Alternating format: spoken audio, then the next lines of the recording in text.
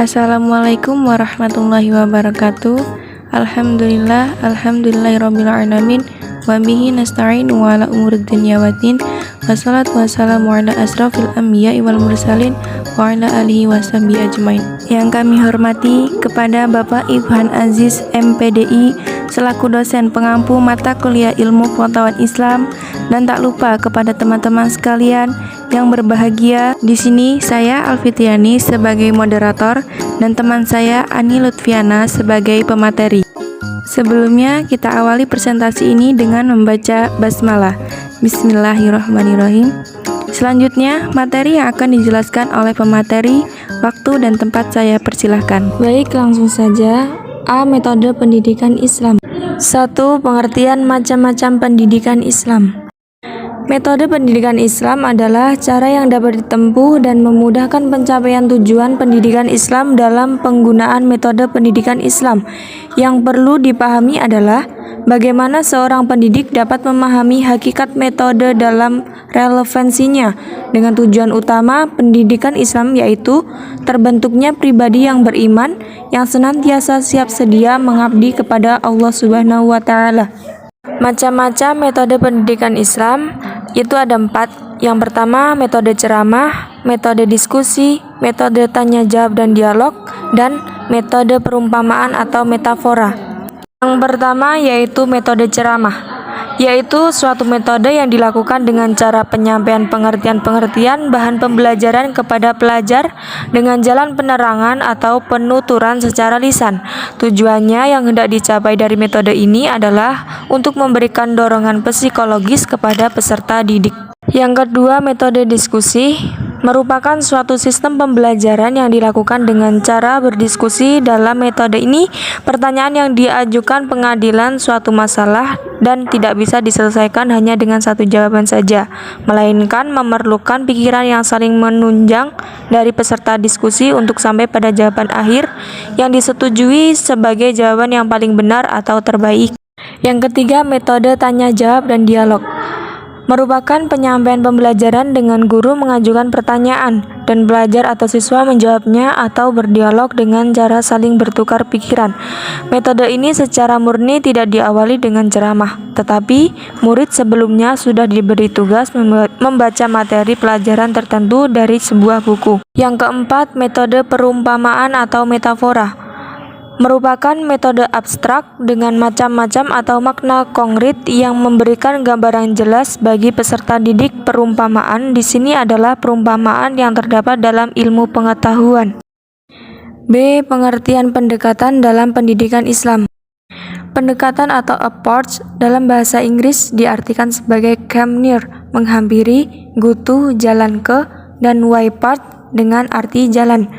Dalam pengertian ini dapat dikatakan bahwa approach adalah cara menghampiri atau mendatangi sesuatu. Konsep pendekatan. 1. Pendekatan pengamalan. Pengamalan bertujuan untuk manusia dalam kepribadiannya yang selalu mencerminkan setiap orang muslim yang merealisasikan dan bertanggung jawab dengan secara manusia atau bisa disebut dengan hubungan horizontal serta ketundukan secara totalitas vertikal kepada Allah Subhanahu wa Ta'ala.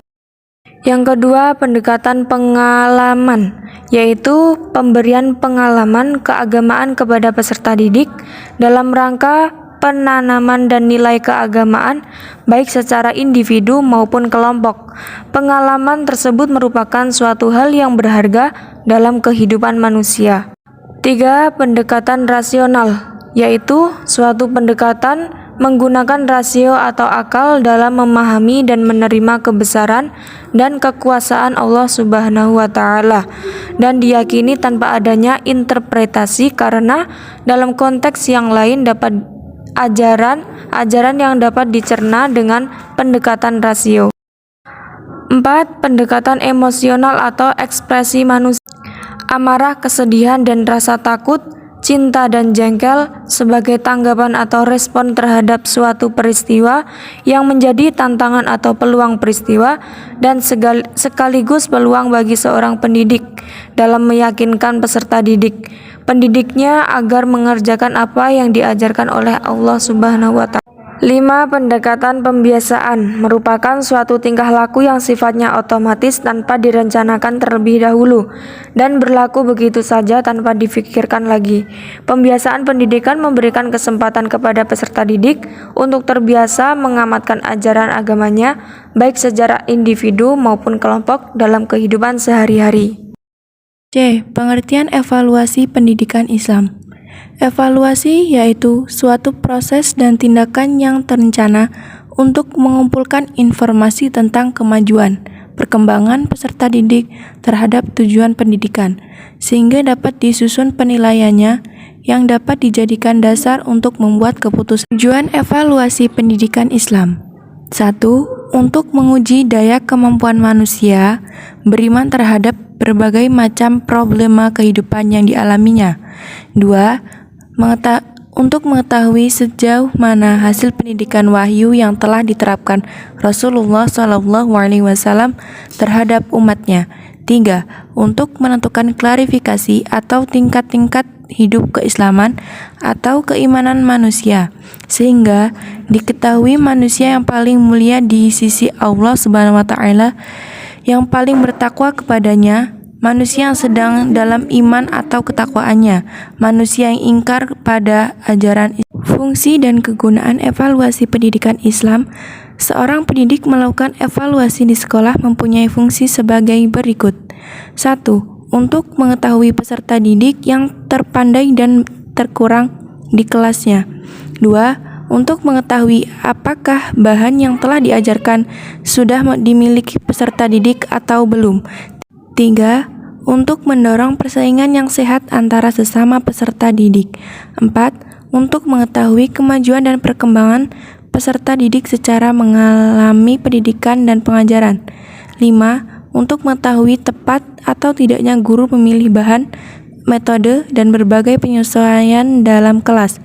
6. Sebagai laporan terhadap orang tua peserta didik dalam bentuk rapot, ijazah, piagam, dan sebagainya.